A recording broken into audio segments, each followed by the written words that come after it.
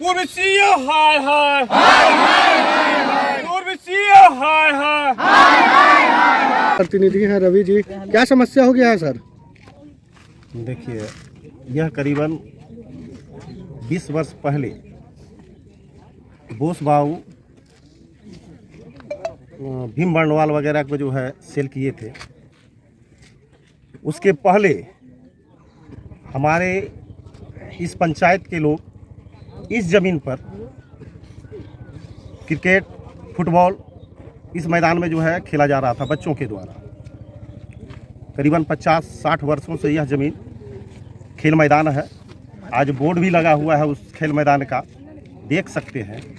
उसके बाद यहाँ के 20 वर्ष पहले अजय कुमार सीओ के द्वारा अवैध रूप से अपने कार्यकाल में ही उन्होंने इस ज़मीन को अपने रिश्तेदारों, अपने खास रिश्तेदारों के नाम पर करवाया और 25 से 27 एकड़ ज़मीन जो गैरमजरूआ है उसको अवैध रूप से सेल किया गया।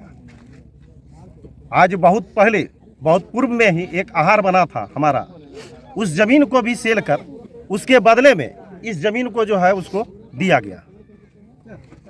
मतलब गैर मेजरुआ जमीन को खतियानी कर दिया है, खतियानी उसको मोटेशन कर सेल कर दिया गया। उसके बदले में उसके इस रीजन में जो है उसको इस ज़मीन को दिया गया। तो क्या मांग करना चाहते हैं हमारे डीएम महोदय से? हम यहाँ के प्रशासन, यहाँ के सीओ, जिलाधिकारी और यहाँ के सरकार से, यहाँ के विधायक से आग्रह करते हैं कि इस फील्ड को, इस ज़मीन को खेल मैदान बनाया जाए। अन्यथा हमारा जो गैरमजरूआ ज़मीन उन्होंने अधिग्रहण किया है उसको मुक्त किया जाए। अच्छा रवि जी, सीओ जो भी है आए और गए, मगर ये क्या सीओ का दायित्व बनता है कि सरकार का जमीन बेच सकता है? ये तो अवैध रूप से किया गया, उनके कार्यकाल में किया गया है। ये तो देखा जाए, जांच हो इसका। ये फील्ड का एरिया कितना बड़ा है? ये करीबन लगभग 4 एकड़ का है। 4 एकड़ का जमीन सीओ इतना दिन से कब्जा करके रखे हुए थे, कब्जा करके रखे और अभी वो बेच रहे, सेल कर रहे थे। तो आप लोगों ने इसका विरोध किया? विरोध किया। ये जमीन सरकारी है? जी जी। लेकिन ये जमीन हकीकत सरकारी है या नहीं? ये जमीन सरकारी नहीं है जी। सरकारी जमीन को उन्होंने मोटेशन कर बेच दिया गया। सरकारी जमीन को मोटेशन करके बेच दिया। ये तो बोस बाबू का रियल जमीन है, लेकिन जो गैरमजरूआ जमीन था 25 से 27 एकड़ जी, वो देखा जाए वो टोटल पीछे तक बैक तक है जी। उस जमीन को उन्होंने जो अवैध रूप से मोटेशन कर उसको बेच दिया। उनके बदले में ये जमीन अजय कुमार सीओ को जो है दिया गया। उसका खाता खसरा क्या था? किस चीज का? जो बेच दिया गया है खाता 83 इसका 2/63 बनाया गया। मैदान पिछले 50 वर्षों से यहाँ पे उपस्थित है, जो अवैध रूप से भू माफियाओं के द्वारा बेचा जा रहा है। इसलिए हम लोग उसको रोकने के संबंध में खड़ा हुए।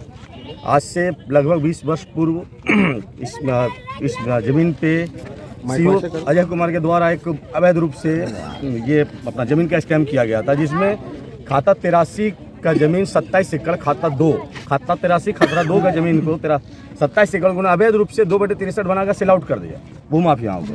और उसके बदले उन्होंने इस जमीन को अपने रिश्तेदार के नाम पे रजिस्टर करा लिया।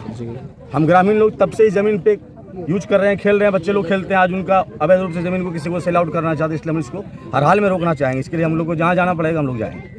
सरकार इसकी जाँच करे या फिर सीओ साहब हमारा जमीन हमें वापस करे, हम इस जमीन को छोड़ देंगे। जब तक हमारी जमीन वापस नहीं की जाती तब तक हमारी लड़ाई जारी रहेगी। ये जमीन खतियानी थी कि गैरमजरूआ था? नहीं, ये जमीन खतियानी थी, लेकिन अवैध रूप से जो गैरमजरूआ जमीन सरकार का था उसको सीओ साहब अपने कार्यकाल में भूमाफियों को खसरा चेंज करके 2/63 बना के बेच दिया, जिसके बदले उन्होंने ये जमीन अपने रिश्तेदार के नाम पे करा ली।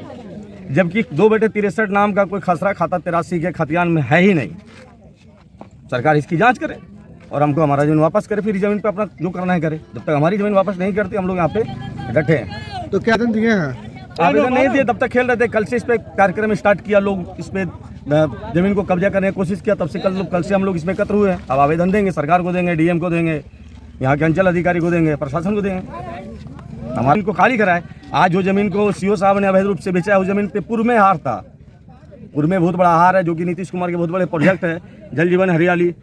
आज आके देखा जाए पत्रकार लोग कि उस जमीन का आज भी स्थिति हार का बना हुआ है, लेकिन वहाँ पे लोगों ने बाउंड्री कर दिया, सेल आउट किए हैं। तो हमारी जमीन को खाली कराए, इस पे जांच हो और अजय कुमार सीओ को तत्काल इस जमीन पे रोक लगाया जाए और हमारी जमीन को खाली कराया जाए। जब तक हमारी ज़मीन खाली नहीं होगी तब तक इस ज़मीन पे हम लोग डटे रहेंगे।